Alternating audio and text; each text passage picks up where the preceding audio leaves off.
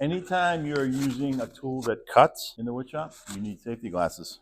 All right, the first thing that I want you all to remember is the name of the tool. Okay, it's not the whatchamacallit, and it's not the thingamajig, and it's not that thing over by the windows. It has a name that you probably never used in your whole life, because why would you?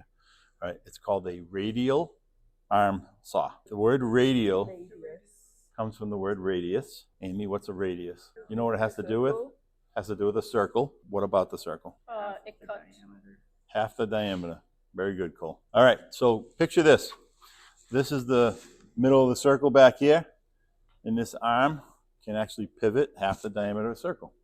So that's where it gets its name. You're only going to use this saw to cut your boards to length. All right, so today you're learning how to cut your boards to length. Tomorrow on the table saw, you're going to learn how to cut your boards to width.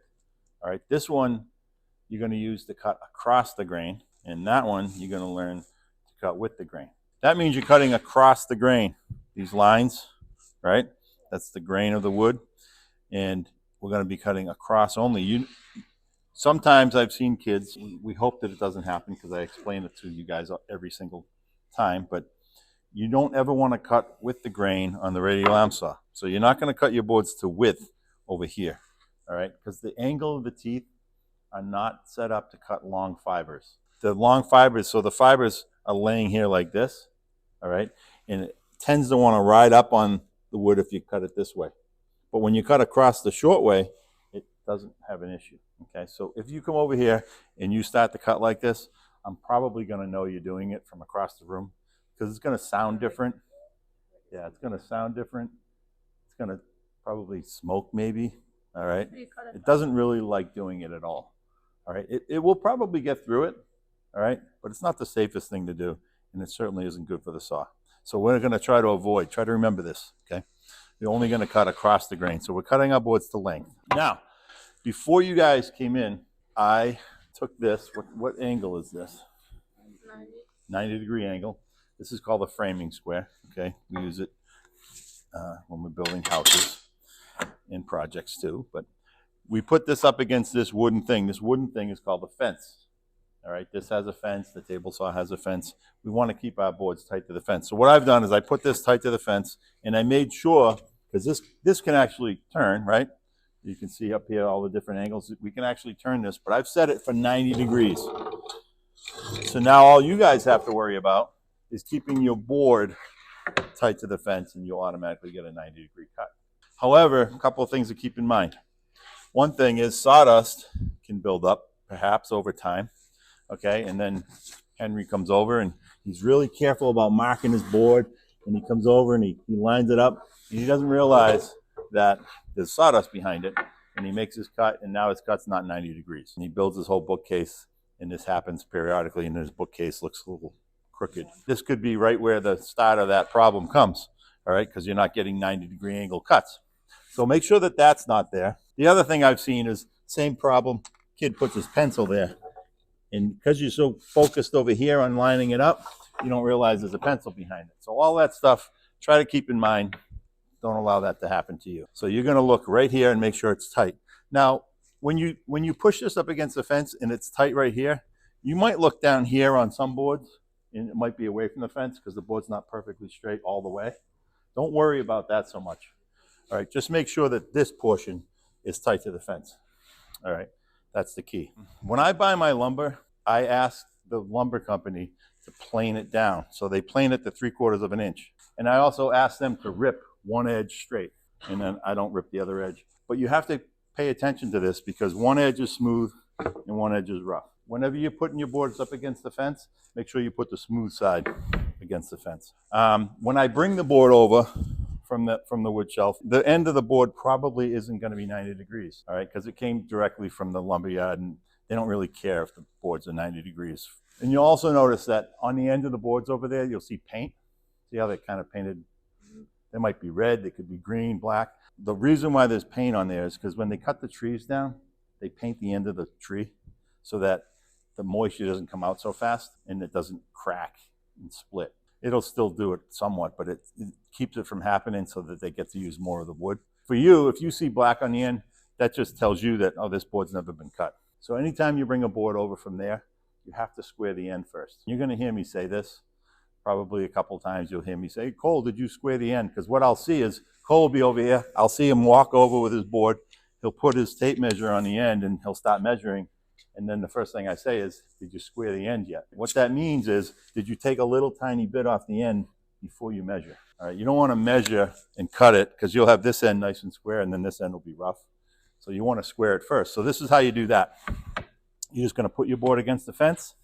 You're going to come right in front here. You're going to pull the blade out and you're going to take about a half a saw blade. Typically, that's all you need to cut. However, you might look at the end of a board. This one doesn't have it, but I'll draw it in. You might see a split in the end of the board. In that case, you don't want to just take a little bit off, all right?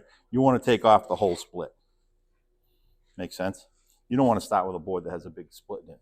So you want to make sure you look at it carefully and then, all right, get rid of that bad part and then measure. All right, in this case, we don't have a split, so we're just going to take a little bit off. And the way I do that is I turn on the dust collector first, right here, and then I turn on the saw. Now, my rule is that if you're using the saw, you turn on the saw. Don't turn the saw on for somebody else. Like you might be standing here waiting for them to work and you might think you're helping them out, but their hand might be like not in the right place or they're not ready for you to turn it on. Then you turn it on and you scare them, or worse, you hurt them. So make sure that if you're using the saw, you're the one turning it on. So I'm going to turn on the dust collector. I'm going to turn on the saw. And now I'm going to cut.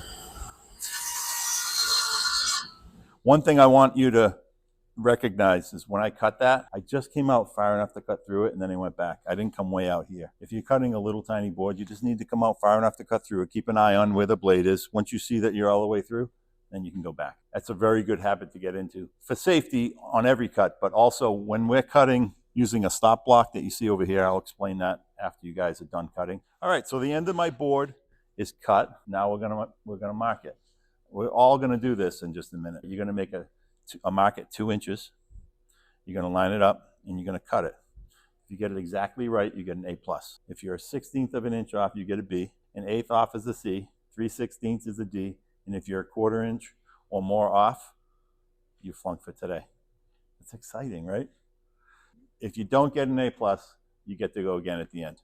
And if you don't get an A+ on that one, you get to go again. Because what I want you to do here is I want you all to be successful and to be accurate and to learn how this thing works. And so you're going to take your tape measure, you're going to hook it on the end, and you want to pull the tape measure out. You don't want to just put it here because it won't really lay down. You can't really get at it. So pull the tape measure out further than you need. And then you want a sharp pencil. So I'm going to hook it on the end, and notice I hook it up close to the edge where the blade is. I'm not going to make my line way back here because that'll make it hard to line up. So I'm going to hook it close to the edge. I'm going to leave a little space there, and I'm going to make a mark at 2 inches.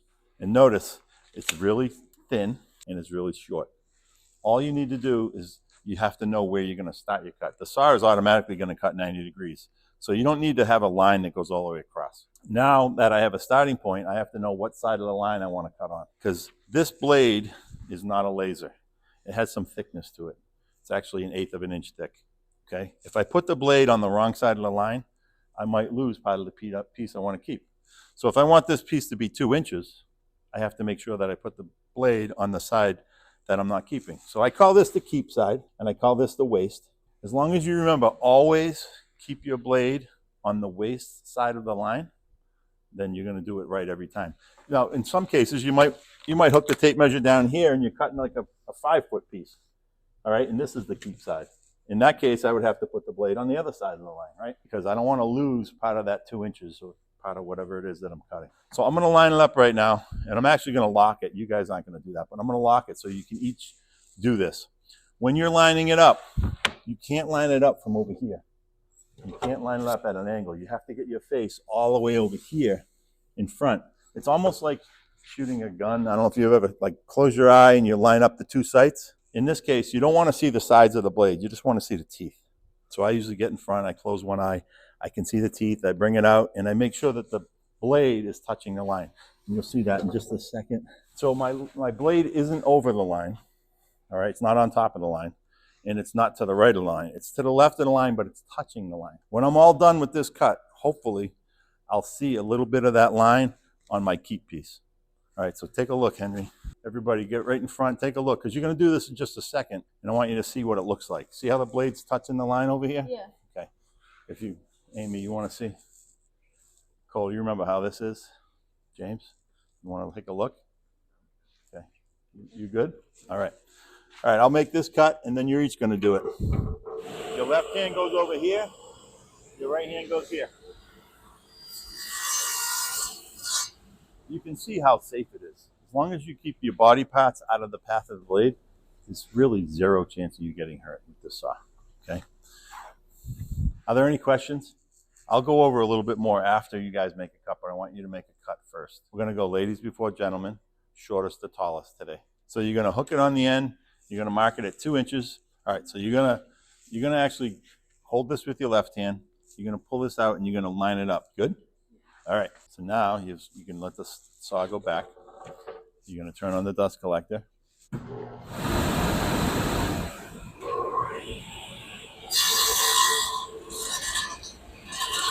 The only thing I saw was you came way out here. You don't have to do that. Just keep that in mind. Okay? And you're a hair long. You're about a 32nd of an inch long. This would be fine. This will work with your project. Morgan, are you ready? Yes. Okay. What you should do is put your head over here more. When you line it up, have your head more in front. So you got to kind of dip down underneath that arm so you can really see straight on, okay?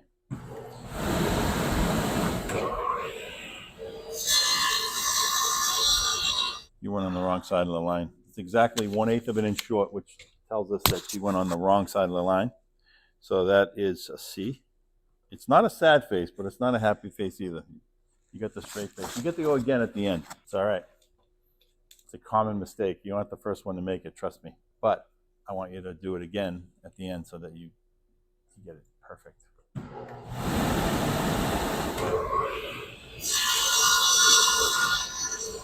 Is that good? That's an A+. Oh, wow. Oh, wow. Nice job, Henry. Your turn.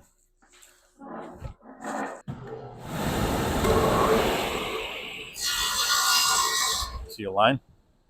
Yes. That's good. That's a good sign. Very good. I couldn't see mine. Well done. You're like a 64th of an inch short. Your line's gone, but this would work perfectly in a project. Take 2. I think I can see a line there. See it? Right up here. Yeah, I did. You did it. That's perfect. High five on that. So now you know you have to have you have to measure right, you have to mark it right, and you have to line it up right. All those things have to align in order to get a perfect cut. First of all, have you ever heard of DeWalt? Any of you? DeWalt tools? You know DeWalt, like the yellow tools that you see? Yeah. They're the ones that invented this. This was their first tool. Back in 1924, they invented the radial arm saw. They called it like the wonder tool or something. They had a different name for it. It wasn't called the radial arm saw at the time.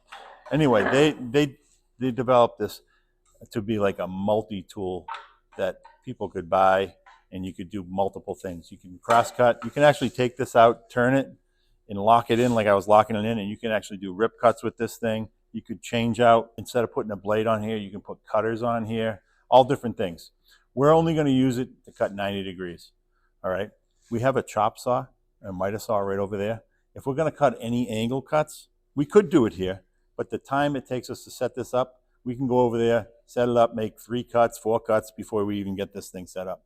Also, that would create a bunch of cuts in our fence here, which kind of makes a mess. So using the chop saw for doing all other angles besides 90. We do have a jig here that we can use. You can put this up against our fence. We can cut 45-degree angles if we needed to, like picture frames, or you can see, I don't see any here. Around door frames, you'll see 45-degree angles. They're called miters. Anyway, you can make those here, but just by putting this there and then putting your piece against that. Okay. So those are the only 2 angles that are ever done on this saw. All right. Although it could be, you could do whatever you wanted, but we don't use this for that. This saw company, it's called the Original Saw Company. They started making them in 1990, and they make them really big and really heavy, and it makes it much safer. So this is a really safe radial arm saw. A lot of people don't like radial arm saws. If you ever get in a conversation with someone about radial arm saws and they think they're so unsafe, probably because they used an older one that was much lighter weight. So when you have a lightweight saw like this and you start cutting, the way the blade's going, it has a tendency to want to just come out at you. But because this one's so heavy, that's less of a chance, but it can still happen. So today, you guys were cutting this little tiny piece of poplar, right? You could have come out really fast and nothing would have happened to you. But if you go ahead and you take a piece of 10-inch maple, hard maple, and you try to do that same speed, that will be a problem. It's going to want to come out at you, and you have to kind of hold it back. You might experience that even with this heavy saw. So just got to be aware of that as you're cutting something that's wider and harder. You got to go a little bit slower in that case.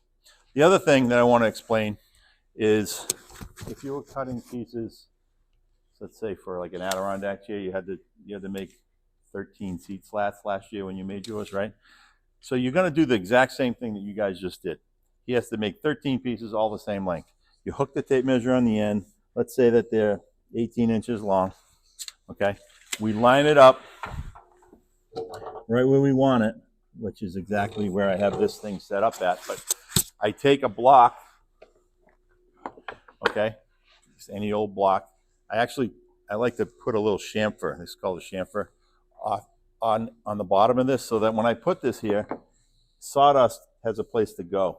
So sawdust doesn't build up right there and force your piece away. So it has a little place to go. And I clamp this to the fence. So now, Henry, all you have to do, instead of marking every single piece, you're just going to take your piece, you're going to put it up against there lightly. You don't want to bang that. If you bang that, it's going to be like hitting it with a hammer every time, and your pieces are going to slowly get longer. So you want to go up lightly, nice and easy, make that cut, go up against it again, make that cut. You're going to get 18, 18, 18 every time. The problem when you're using a stop block is now this piece is actually going to be stuck between the block and the blade. It can become a little bit of a safety issue. So that's why earlier I was talking, you only want to come out just far enough to cut through it and then go back. It really comes in handy now. Because if you look at this, blade, the blade, as it's going around, the teeth are coming up in the back, right? They're on their way back up again. So if I come out beyond this, those teeth that are going up are going to maybe catch that piece that's stuck between the block and the blade and lift it up. It's never really going to hurt you, all right? The piece isn't going to fly this way. It's going to want to lift up and go that way because of the way the teeth are forcing it that way. So you're not going to get hurt, but it is going to ruin your piece. All right, so you want to be aware of that. When you're using a stop block especially, you just want to come out just far enough to cut through it and then go back. If you're cutting a big wide piece, that's not so much a problem because it's a big heavy piece. It's not going to lift up anyway. But when you're cutting smaller pieces, it could become a problem.